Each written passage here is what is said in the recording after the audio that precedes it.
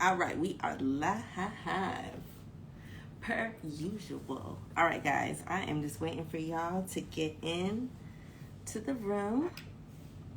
I'm getting my handy dandy scoreboard because we are keeping score because, of course, we're playing for points. We're playing for prizes. Welcome, guys. This is NCLEX Jeopardy.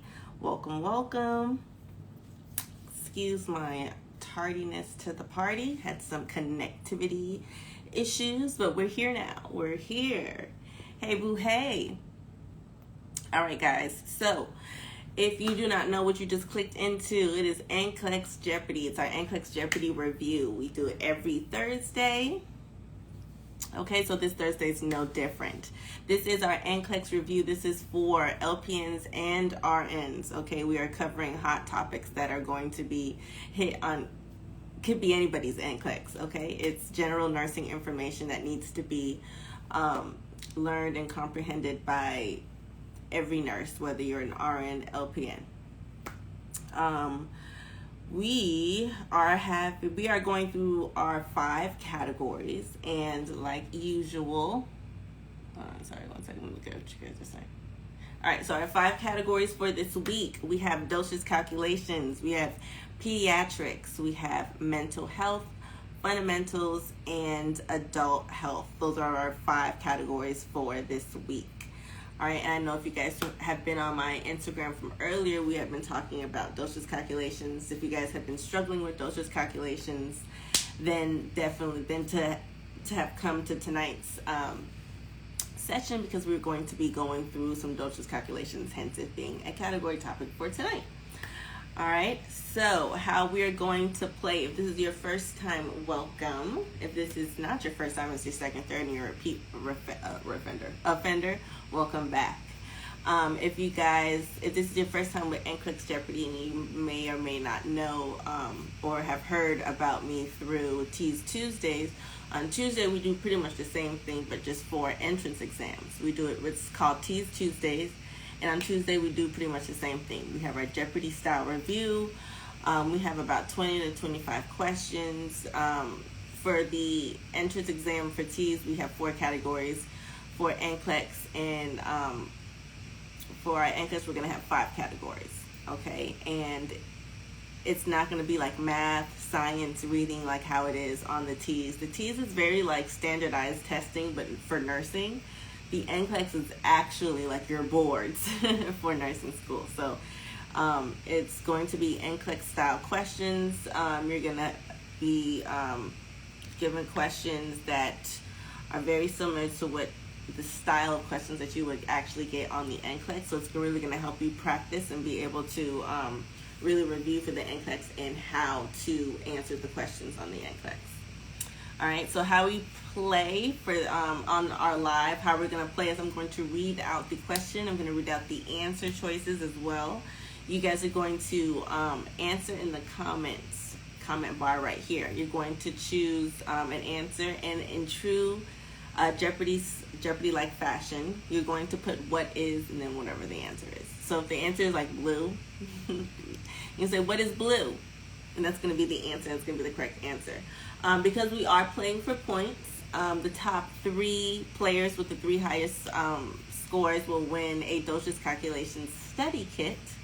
So the top 3 players will win that. And how we're going to play for points and how I'm going to keep track of the points is you guys are going to, like I said, type in the comment bar. And whoever gets the correct answer first on my screen, that pops up on my screen, is going to get the points, okay? Like I said, it is Jeopardy style. We have our 5 categories. So we have 5 questions per category, each ranging from 100 points to 500 points. And that's how we're going to kind of play the point system. All right, so because dosage calculations is our hot topic for today, because like I said, we were talking about, and I was highlighting anybody that was happen to be struggling with dosage calculations, this is the live for you to be on, because we're going to go through and review some questions. All right, and like I said, we will be giving out for the winners, for tonight's winners, we will be giving out dosage calculation study kits. Okay, those are Monopoly themed, very fun to make the overwhelming math, scary medical math seem not so scary. All right. All right, so we're going to go ahead and get started. Let me look and see if you guys are having any questions. I don't see. All right, so I don't see you guys having any questions. So make sure you guys are tagging your classmates and whoever else just wants a review for the NCLEX. You don't have to be actually like in your final semester of nursing school to be reviewing for the NCLEX. It's actually recommended that honestly, as soon as you get into nursing school, you go ahead and start reviewing for the NCLEX. But yeah, you can go ahead and participate if you're just now starting nursing school. You can be in any phase of your nursing school journey. You can go ahead and join in. It's a great review, like I said, for LPNs and RNs. It's about an hour long. We play usually till like 8 p.m.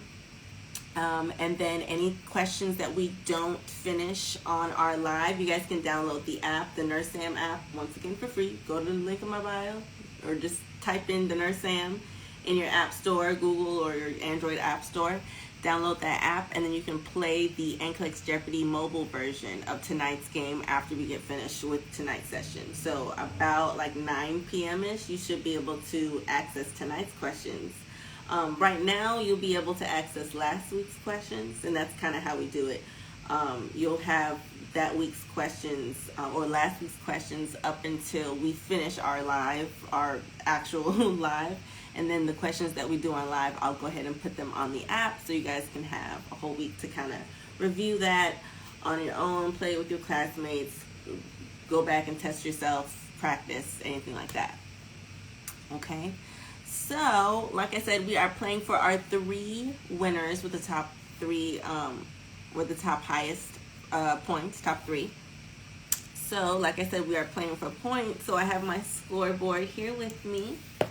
All right, so let's go ahead and get started. And like I said, because dosage calculations just happens to be the hot topic, we're going to go ahead and get started with that.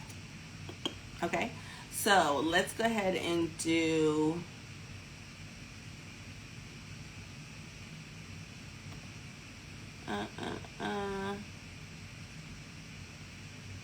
Hold on one second.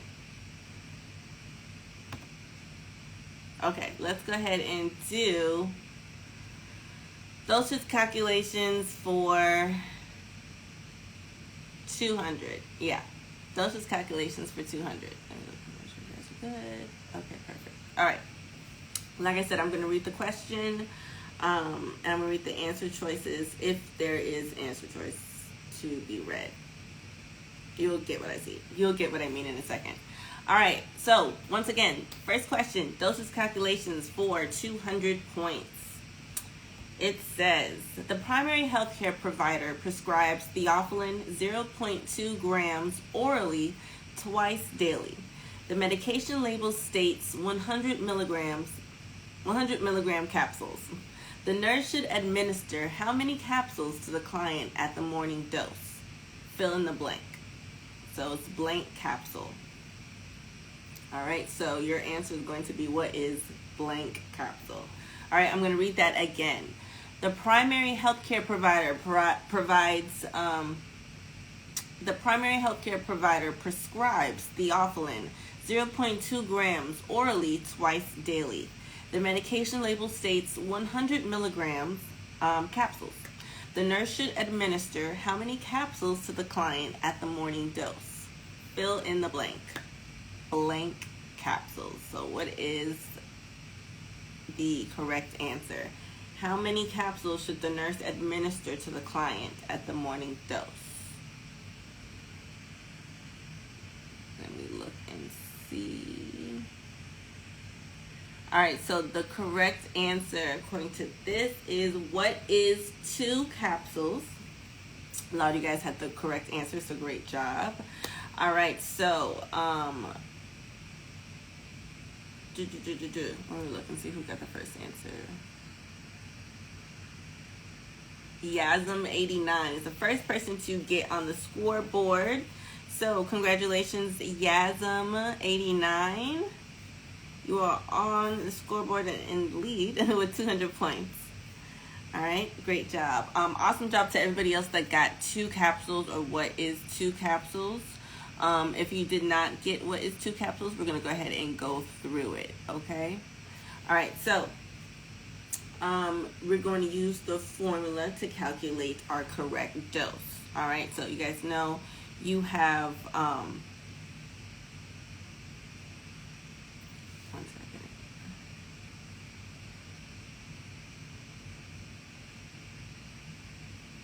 Desired times capsules on hand.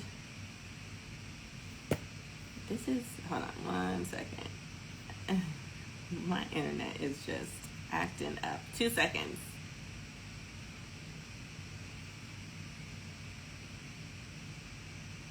Okay. All right. So, sorry. All right. So, it is, what is 2 capsules? All right. So, we're going to convert our 0.2 grams, because remember, it says that we have our prescriber, they, our healthcare provider, they prescribe theophylline 0.2 grams, and we're taking that orally twice daily. Well, not us, the client. The client's taking it 0.2 grams orally twice daily. So the medication label states 100 milligram capsules. So we already know that we're going to have to convert. It's prescribed as 0.2 grams, but it's only available in milligrams. So we're going to have to convert those grams to milligrams, just so we can make sure we're on the same page. All right. In this case, that 0.2 grams, to convert that to milligrams, we're going to multiply that by 1,000, or move the decimal 3 places to the right. All right, so therefore 0.2 grams equals 200 milligrams. All right, so basically theophylline 200 milligrams orally twice daily. Now our medication label states that we have 100 milligram capsules. All right, so it's a little bit more doable now that we're reading it as theophylline 200 milligrams, and we have 100 milligram capsules instead of theophylline 0.2 grams, but we have 100 milligram capsules. All right, it's totally different perception. Okay, so next thing we're going to do is we're going to divide that 200 by 100. It's going to yield us 2 capsules. All right. So another way to do that is that you have your 200 milligrams, all right, divide that by what's available. That's going to be your 100 milligrams, and you're going to multiply that by the volume, or by the dose, and that's going to be the 1 capsule. So you have your 200 divided by 100 equals 2, times that 1 equals 2 capsules. Okay.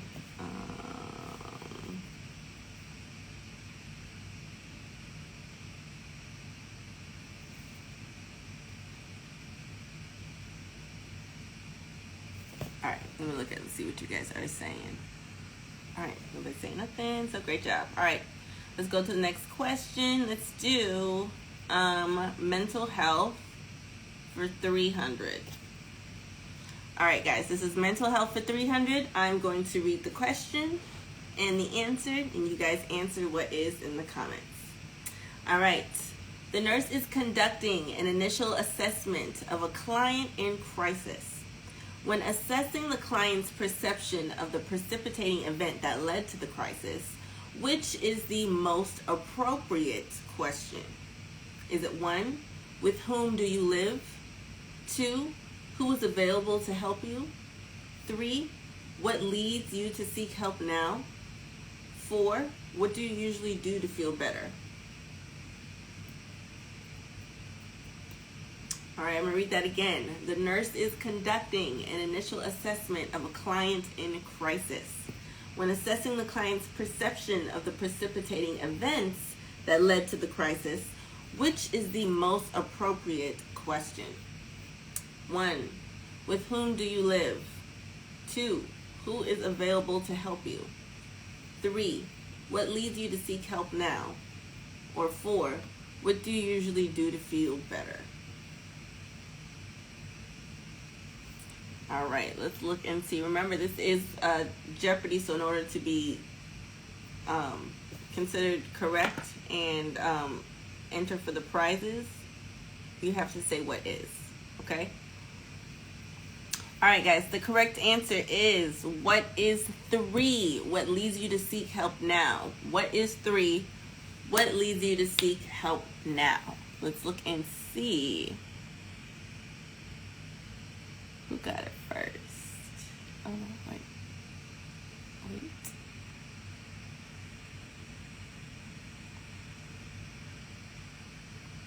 The Savvy Homegirl. Hey, the Savvy Homegirl, congratulations. You are on the scoreboard with 300 points, and you're also in the lead. So, the Savvy Homegirl. All right, 300 points for you. Great job. That was just mental health for 300. All right, so I'm going to go ahead and read what it says. All right, so it says the nurse's initial task when assessing a client in crisis is to assess the individual or family and the problem. The more clearly the problem can be defined, the better the chance a solution can be found. The correct option would assist in determining data related to the precipitating event that led to the crisis. Options 1 and 2 assess situational supports, which was with whom do you live and who is available to help you. That was options 1 and 2. So that assesses situational supports. Option 4, which was what do you usually do to feel better, assesses personal coping skills.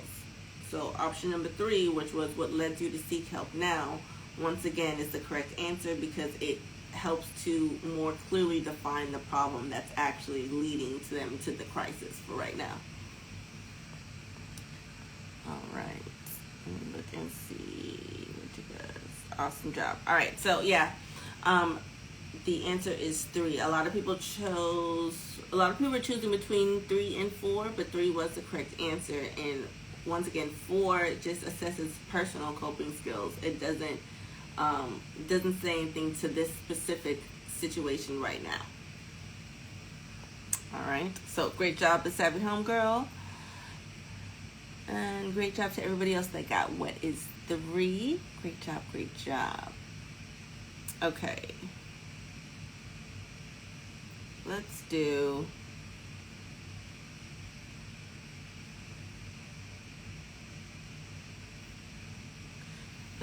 fundamentals. Fundamentals for 100. Fundamentals for 100. All right, so it says a client is receiving a continuous intravenous infusion of heparin sodium to treat deep vein thrombosis. The client's activated partial thromboplastin time, or APTT, is 65 seconds. The nurse anticipates that which action is needed. 1, discontinuing the heparin infusion. 2, increasing the rate of the heparin infusion. 3, decreasing the rate of the heparin infusion. Or 4, leaving the rate of the heparin infusion as is. All right, I'm going to read the question once again. Remember, listen to the question, figure out what it's asking, and then answer that question. All right, the question says, a client is receiving a continuous intravenous infusion of heparin sodium to treat DVT, or deep vein thrombosis. The client's APTT time is 65 seconds. The nurse anticipates that which action is needed. Remember, the APTT time is 65 seconds.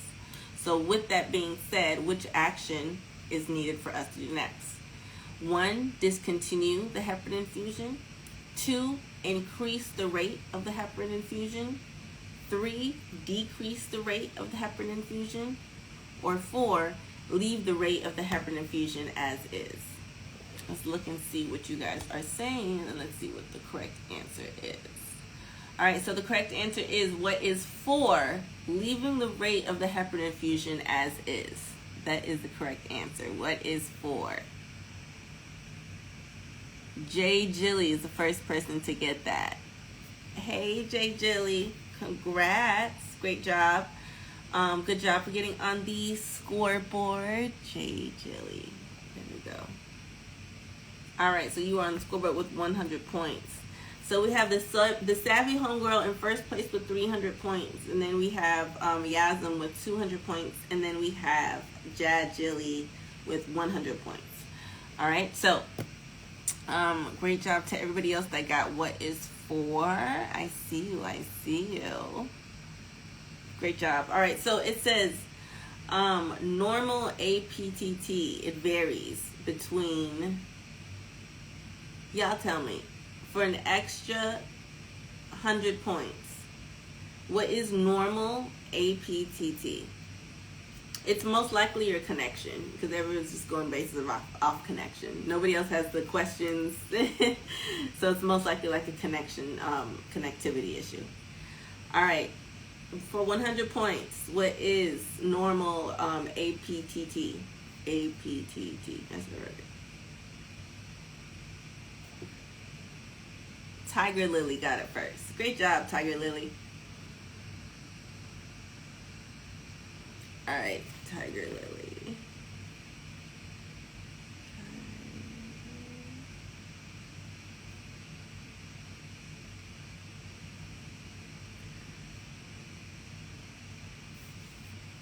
All right, Tiger Lily got an extra 100 points. That was just me asking, so you didn't have to really put what is. It wasn't an official question, so I let that one kind of slide. All right, but yes, it is 30 to 40 seconds. Normal APTT, make sure you write this down if you don't know it, is 30 to 40 seconds. It varies. And it depends on the type of activator used in testing. All right, the therapeutic dose of heparin for treatment of DVT is to keep the APT between 1.5 and 2.5 times normal, which is 45 to 60 and 75 to 100 times normal, or seconds, I guess. This means that the client's value should not be less than 45 seconds or greater than 100 seconds. That's what I was trying to say. Thus, the client's APTT is within the therapeutic range and the dose should remain unchanged. Okay? So, normal APTT ranges between 30 and 40 seconds, which also means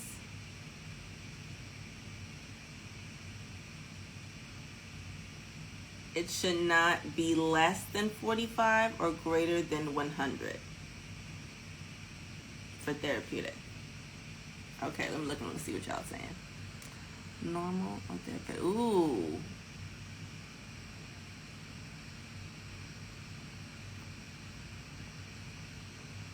That was good. That was a good distinguishment. Normal is 30 to 45 seconds. Therapeutic says it should not be less than 45 seconds or greater than 100 seconds. That's a good thing to note. All right. So please note that. Okay. But yes, with it being 65 seconds, that falls between the 45 and 100 seconds. So it's therapeutic. So to leave the heparin rate and infusion rate as is. That was a good one. You know, I never get APTT either. Like between like PT-INR and APTT, like I I would always get the heparin questions wrong.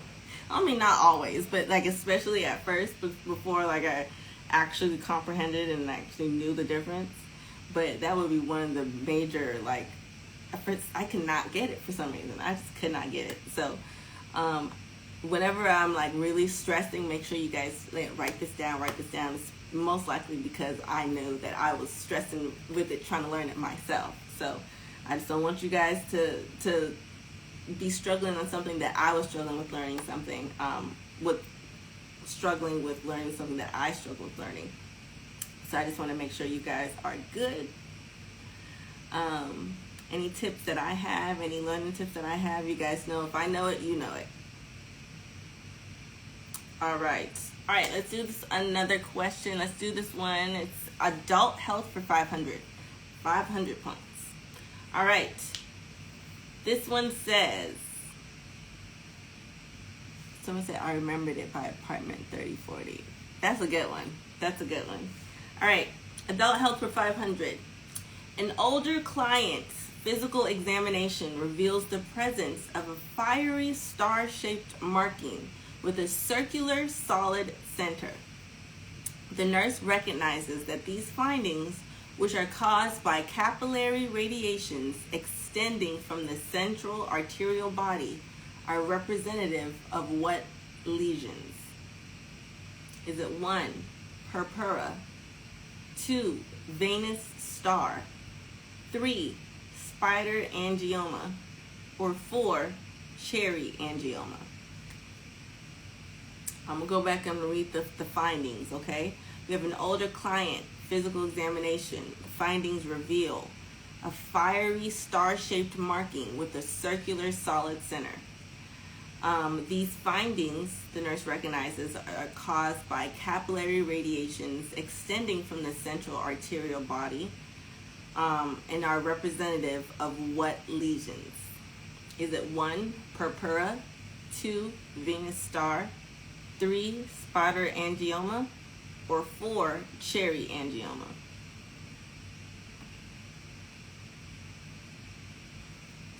All right, the correct answer is, what is 3, spider angioma?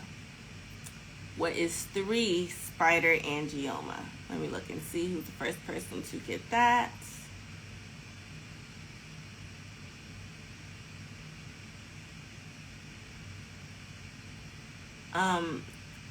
Fatherman.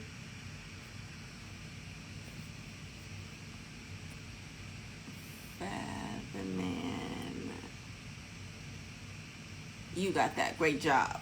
So 500 points goes to Fathermana Beleza. But I can't pronounce all that.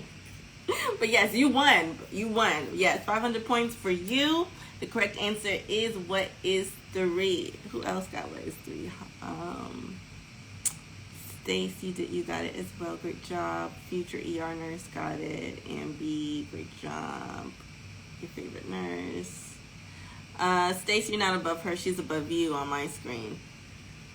All right, so it says spider angioma. So spider angiomas have a bright red center with legs that radiate outward. That is scary to read. Ew, I hate spiders. Ew. Spider angiomas are commonly seen in liver disease and vitamin B deficiency, although they occasionally can occur without underlying pathology. Purpura results from hemorrhage into the skin. A venous star results from increased pressure in veins, usually in the lower legs, and has an irregularly shaped bluish center with radiating branches. And cherry angioma occurs with increasing age and has no clinical significance. It appears as a small, round, bright red lesion on the trunk or extremities. I know those cherry angiomas. You see them all the time with my clients. All right, let me look.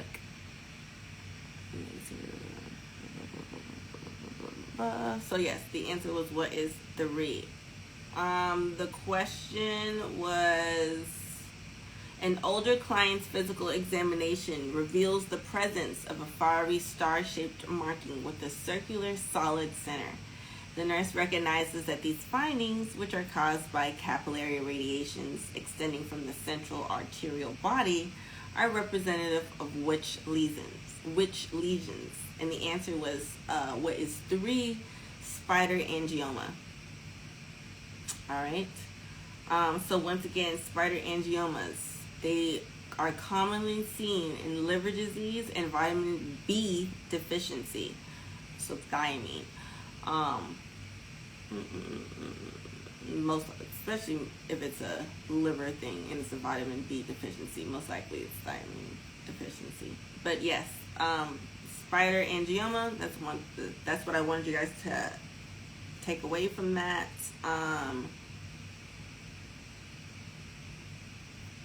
Alright, let's go to our next question.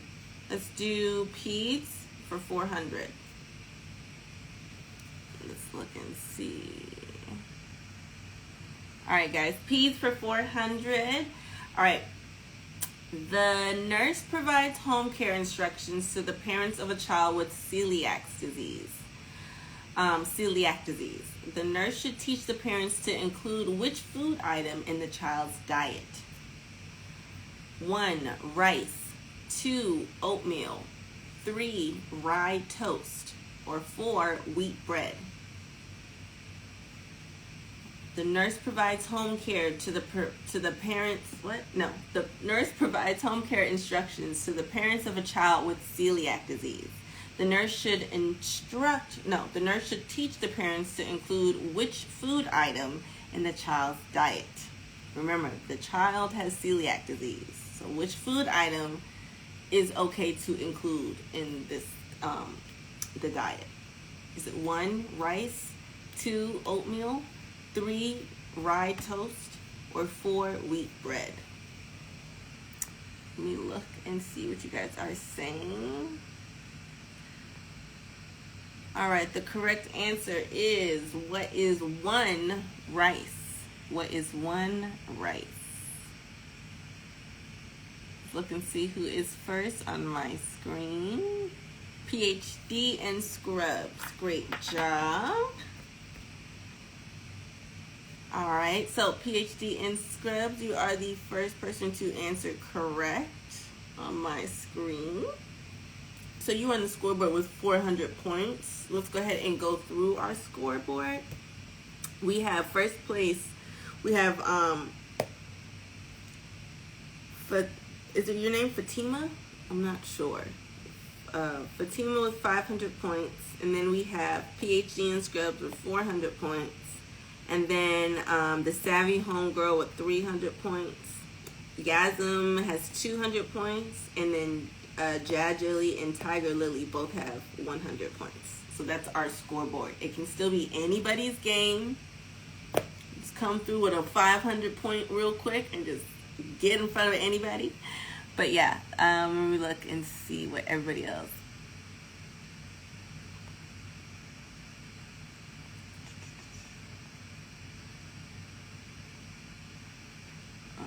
Okay, awesome. All right, so it says, once again, the correct answer was 1, rice. It says celiac disease is also known as gluten enteropathy or celiac sprue, and refers to basically the intolerance to gluten. All right, and gluten is the protein component of wheat, barley, rye, and oats. All right, the important factor to remember is that all wheat, rye, barley, and oats should be eliminated from the diet and replaced with corn, rice, or millet. Vitamin supplements, especially the fat-soluble vitamins, which are what? What are the fat-soluble vitamins? Really quick. Tell me really quick. Type them really quick. What are the fat-soluble vitamins? Because you never know who's going to ask. Fat-soluble vitamins. There we go, Tiger Lily. There we go. That's how I remember it. 80 EK. All right, so vitamin supplements, especially the fat vitamin supplements, especially the fat-soluble vitamins, aka vitamins A, D, E, K, iron and folic acid, they may be needed to correct deficiencies.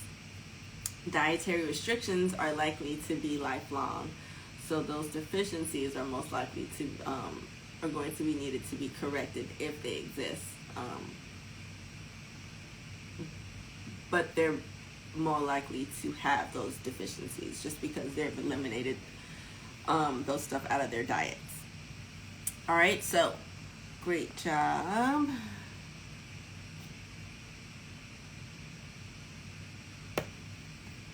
Next question.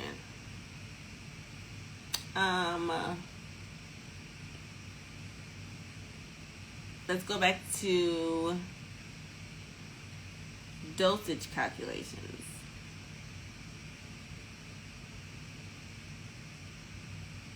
Okay, let's go back to dosage calculations, guys.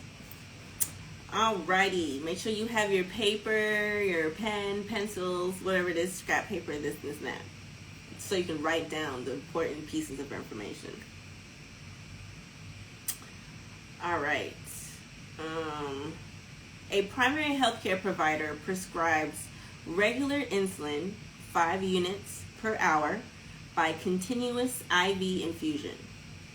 The pharmacy prepares the medication, and then delivers an IV bag labeled 25 units of regular insulin and 50 milliliters of normal saline. An infusion pump must be used to administer the medication. How many milliliters per hour are required to deliver the prescribed dose? And this is fill in the blank. But it's milliliters per hour. That's our units. It's our units, milliliters per hour. All right, I'm going to read it again. A primary healthcare provider prescribes regular insulin, 5 units, by continuous IV infusion. The pharmacy prepares the medication and then delivers an IV bag labeled 25 units of regular insulin and 50 milliliters of normal saline. An infusion pump must be used to administer the medication.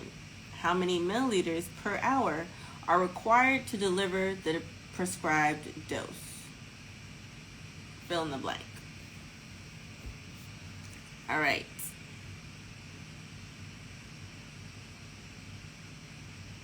Looking at this answer, looks like our answer is what is 10 milliliters per hour? What is 10 milliliters per hour?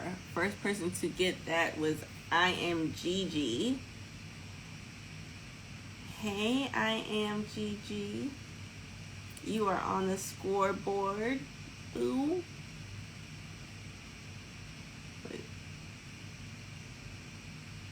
There we go. Okay, you are on the scoreboard with 400 points. Congratulations. You and PhD and Scrubs are tied for second place with 400 points. And then Fatima's still in first with 500. And then the Savvy Homegirl is in third with 300 points. All right, so let's go ahead and walk through that. Oh, look at all y'all getting 10 milliliters per hour. Yes, love to see it. Gigi said finally. All right.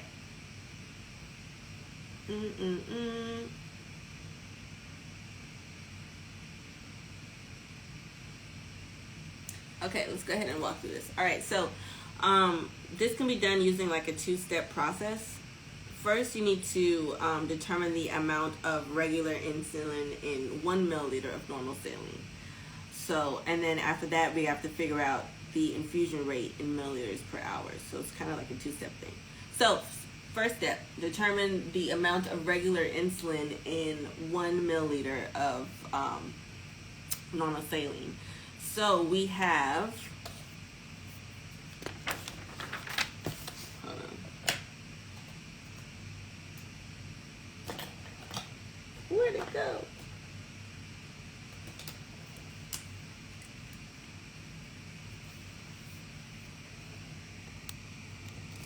I'm about to show y'all. Okay. Okay, here we go.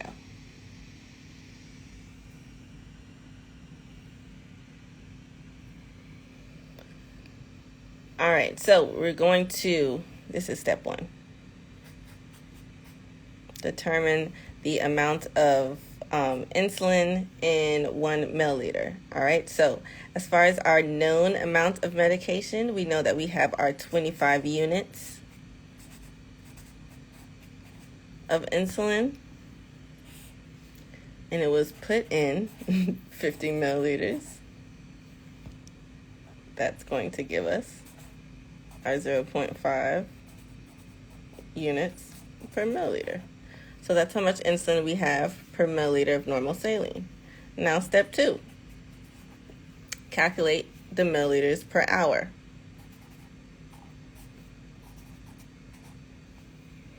All right, now we do that based off of what they gave us. So remember, they gave us the 5 units.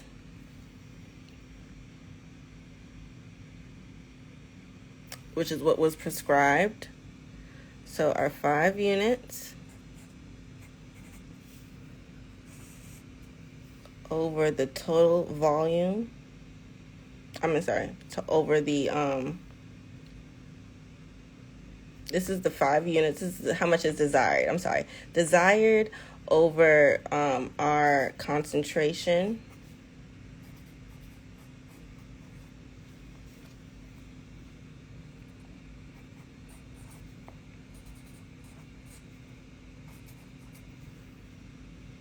All right, this is our concentration per milliliter.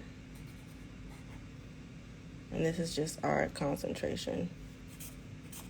So 5 divided by 0.5, that's going to give us 10 milliliters per hour.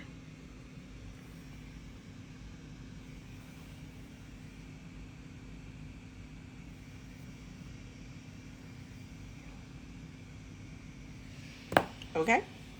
All right, so that was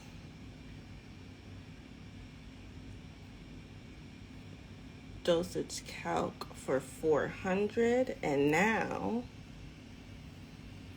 here's another one, but I want you guys to look at this one. Wait for it. All right, so this is our next dosage calculations. This is for 500 points, and here we go.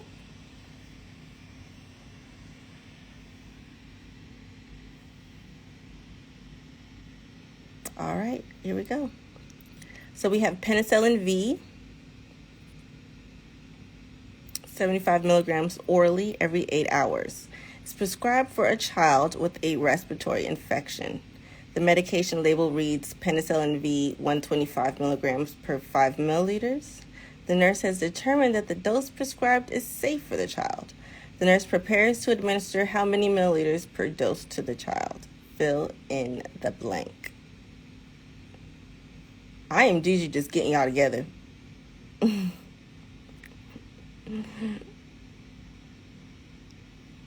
All right, so a lot of people are saying 3. A lot of people are saying 3, so let's go ahead and see. Yep, it is 3. Look at that. Look at that. All right, guys, so the answer is 3. What is 3 milliliters per dose? All right, so it kind of gives us the answer right here. Our desired over available times the volume. 75 is our available, as you can see here. Desired. That's how much it was written. 125 is how much the medication label read. And then you had your volume, which was the 5 milliliters. So as long as you guys know that formula, desired over available times the volume, just plug and play, and that's how you get 3 milliliters. And first person with that was IMGG. I saw her as she as she wrote that answer in. I was still on the second word, I think. But great job, IMGG. I'm gonna go ahead and add those 500 points to your score.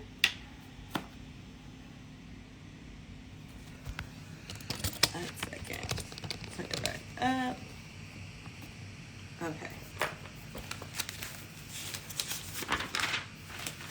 Let me see what you guys are saying.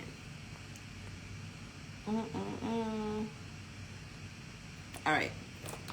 So I am Gigi. You just got 500 points added to your score, which just boosted you into first place. You now have 900 points total. So woo, great job, girl.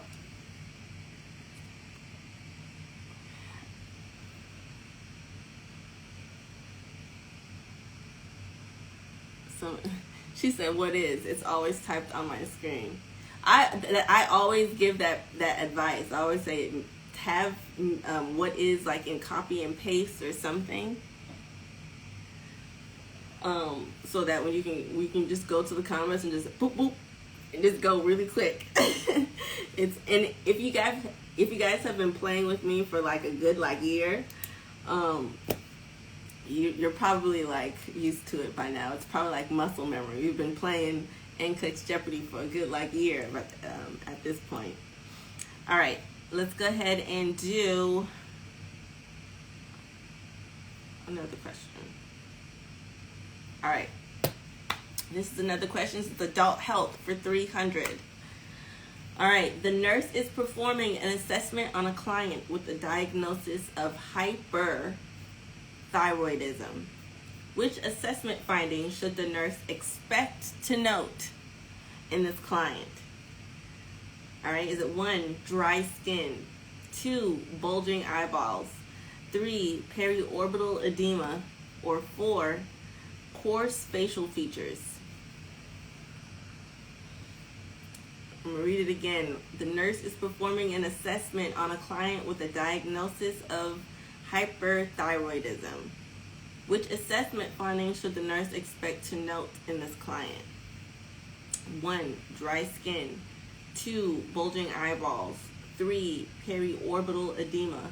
Or 4, coarse facial features.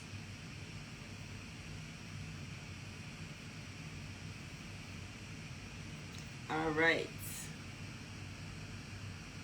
And our answer is, what is 2 bulging eyeballs? What is 2 bulging eyeballs? Let me see if we got bulging eyeballs first. Harley's in life. Congratulations. You are on the scoreboard with 300 points.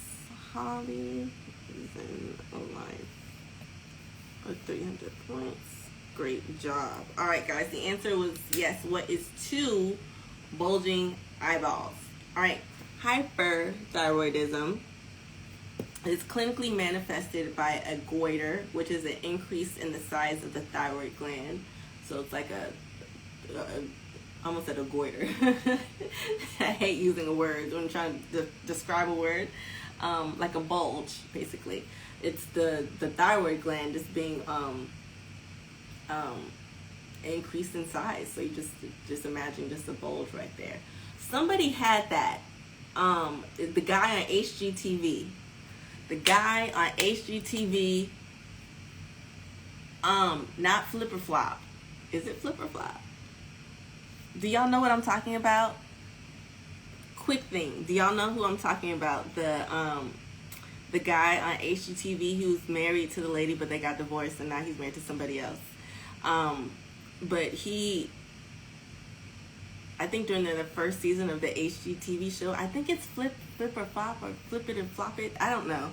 But during the first show, somebody actually wrote into the show and asked if he either had hyperthyroidism or told him to go get checked for it, because the person that was watching it was a nurse and noticed that he had an increase. She noticed that he had a goiter, and she wrote into the network, and I think she had to write into the network a couple times, because of how many fan mail that they get or whatever.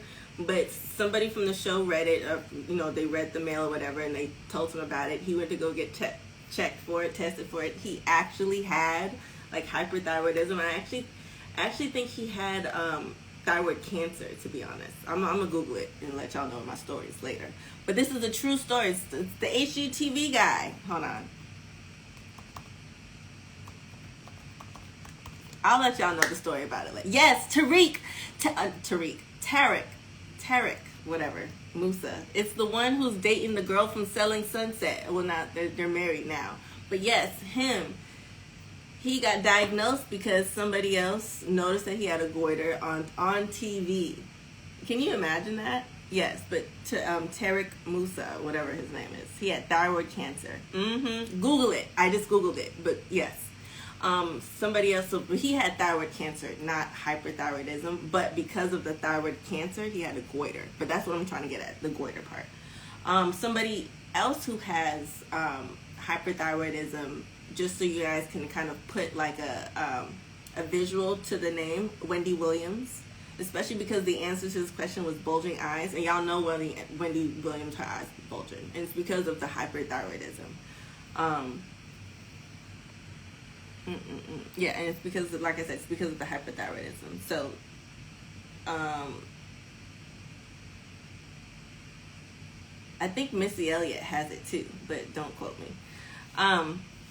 Let me go back to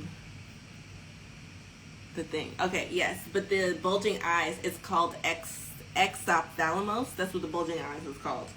Other clinical manifestations include nervousness, fatigue, weight loss, muscle cramps, and heat intolerance. Additional signs found in the disorder include tachycardia, shortness of breath, excessive sweating, fine muscle tremors, thin silky hair and thin skin, infrequent blinking, and a staring appearance. Okay, so that is hyperthyroidism. Quick little tip: whenever you guys like come across something like, for example, this is hyperthyroidism, the opposite would be hypothyroidism. Whenever I come across like one of the hyper and hypos, I just go ahead and honestly just pull up signs and symptoms of both, because more than likely it's usually like opposites. So that just helps me in determining what symptom goes for which one out of the hyper and hypos. On my Instagram, I did like a nurses, almost like, how they do verses with the songs and the artists and the battles. I kind of did like a nurses version, but it's basically between diagnoses. So I'll do like hyperthyroidism versus hypothyroidism, and it'll be like a versus, but it's called nurses or whatever. And it just helps you to figure out what symptoms go with which, especially with the hyper and the hypo ones, because a lot of times it will get confused because like I said, it's opposites. So with hyperthyroidism, like you'll have, certain clinical manifestations, but a lot of times we'll get confused with the clinical manifestations of the hypothyroidism. So it's just another way for me to help you guys remember the difference between the two, and so you don't get crossed.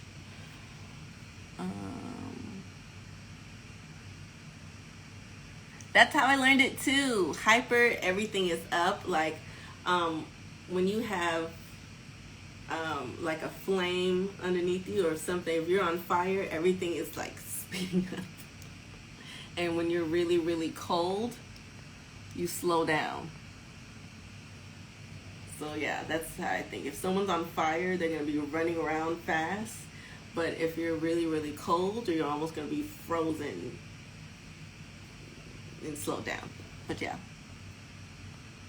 But that's endocrine. I'll have something on endocrine later. All right, so that was adult health for 300.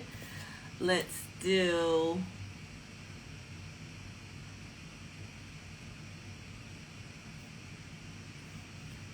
another mental health. Let's see.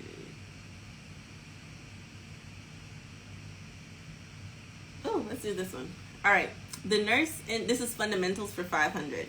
The nurse instructs a client about a low-fat diet. Which menu selection indicates that the client understands the nurse's instructions? 1, shrimp and bacon salad. 2, liver, potato salad and sherbet. 3, turkey breast, boiled rice and fruit. 4, lean hamburger steak and macaroni and cheese. The nurse instructs the client about a low-fat diet. Which menu selection indicates that the client understands the nurse's instructions? Is it 1, shrimp and bacon salad? 2, liver, potato salad and sherbet? 3, turkey breast, boiled rice and fruit? Or 4, lean hamburger steak and macaroni and cheese?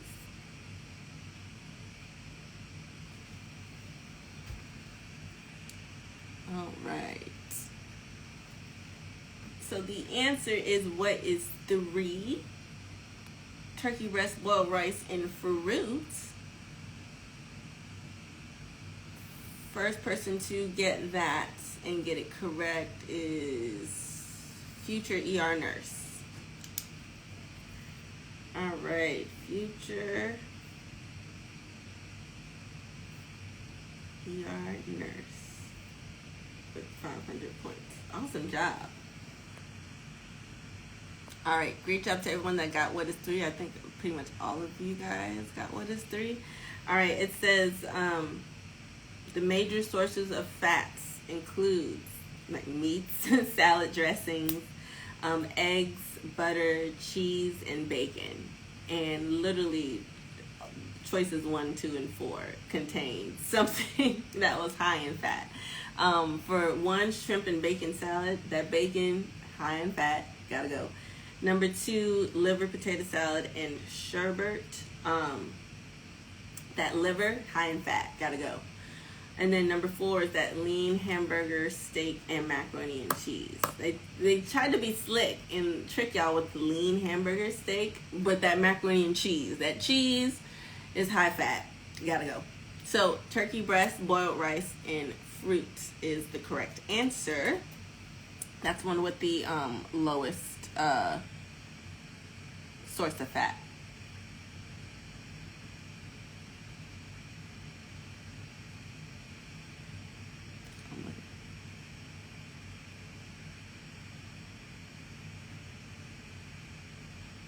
I'm looking at what y'all saying.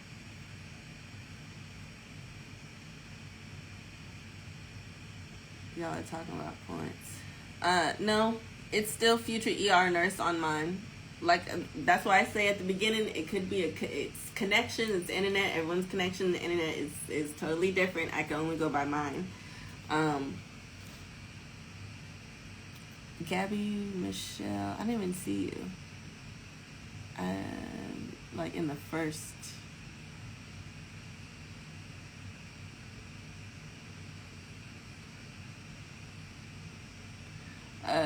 Yeah, Gabby, Michelle, I don't even see your answer. That's crazy. Yeah,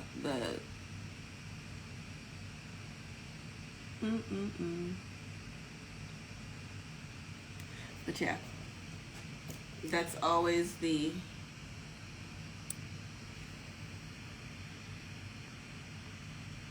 my fault. But yeah, that's always the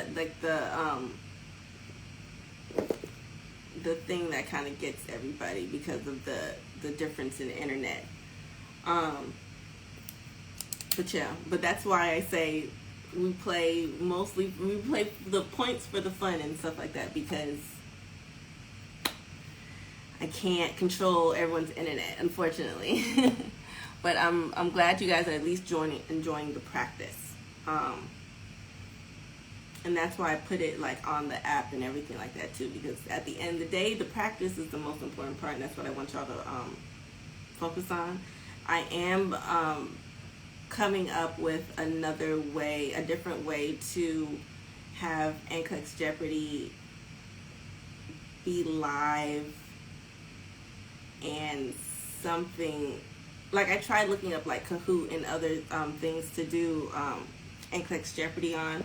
It just won't be live on Instagram, so I'll just be I'll be looking up different options to bring NCLEX Jeopardy to you guys virtually, but it just won't be on Instagram.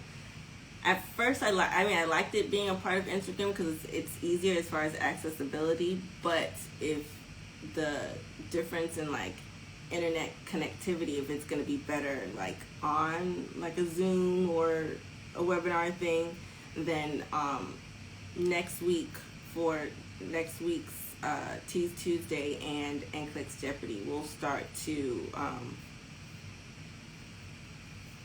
use another like hosting platform other than just I just signed. You guys told me about Kahoot last week, so I started looking that up. I'll give that a try for the next Jeopardy that we have.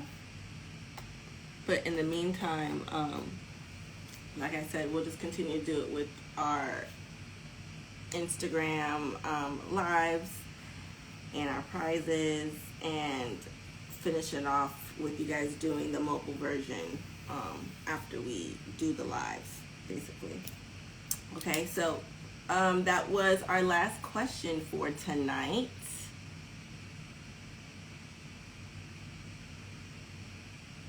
Yes, that was our last question for tonight. So let's go ahead and see who won, who's our winners for tonight. Our number one winner is definitely I Am Gigi, because she got 900 points. So great job, I Am Gigi.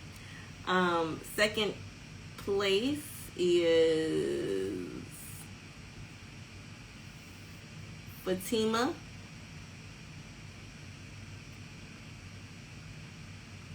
In third place is future ER nurse with 500 points. Okay, so I am Gigi, Fatima, and future ER nurse. You guys are our 3 winners from tonight. Yay, congratulations. You have won the dosage calculation study kit from tonight. If you have the study kit and just want another study kit instead, just let me know. But you 3, go ahead and DM me your name, your full name, and your email address, so I can go ahead and send you your prize, your study kit prize. Like I said, if you already have the dosage calculation study kit and would like another study kit in place of it, just let me know which one you would like instead, and I'll go ahead and send that to you. But if you don't have it, congratulations, you just won the dosage calculation study kit. It's going to be, it is Monopoly themed. It is about, I believe, like 25 pages. It's digital but printable with printme1.com. It's also included in the Ultimate Nursing School bundle, which you guys can get. I figured you did. I am Gigi. I figured you did. Okay. Oh, that works. PhD in Scrubs. You would have been the next person, our next winner, our 4th winner. So you actually, it would make sense for you to get it. So PhD in Scrubs, you will be getting IMGG's study kit. So you, PhD in Scrubs, send me a DM with your name and email so I can send that to you. But I am Gigi. Do you have the study gummies? DM me. I'm gonna see what you don't have, and we'll still reward you because you did get number 1 spot. You got 900 points. All right. So, PhD in Scrubs. Remember to DM me your name and email. Same thing with you, future ER nurse, and Fatima. Okay. All right, everybody else, thank you so much for playing. Aw, I'm so glad you just enjoyed playing. That's so nice. But I'm so glad you guys enjoyed playing. I'm gonna go ahead and put these questions up on the mobile app. You guys know, if you don't have the mobile app, the Nurse Sam. It's literally just the Nurse Sam. Search it in your app store. Go to the link in my bio to go right to the link so you can download the app. It is free. Yay! It is, but yeah, it is free. You guys can play the rest of the questions. We still have there's still 10 questions from tonight's session. Like I said, we do about 10 of the 20 questions that we have on live, and then you guys do the rest of the questions either by yourselves or in a group for the rest of the week until we have our next group review next Thursday. So you guys can download the app and play the rest of tonight's questions. I'm gonna go ahead and update that, and then I will see you guys later on. Make sure you guys turn your notifications on and make sure you are paying attention to what I post tomorrow, because I am releasing something new tomorrow. You heard it here first. All right, thanks y'all. See y'all later.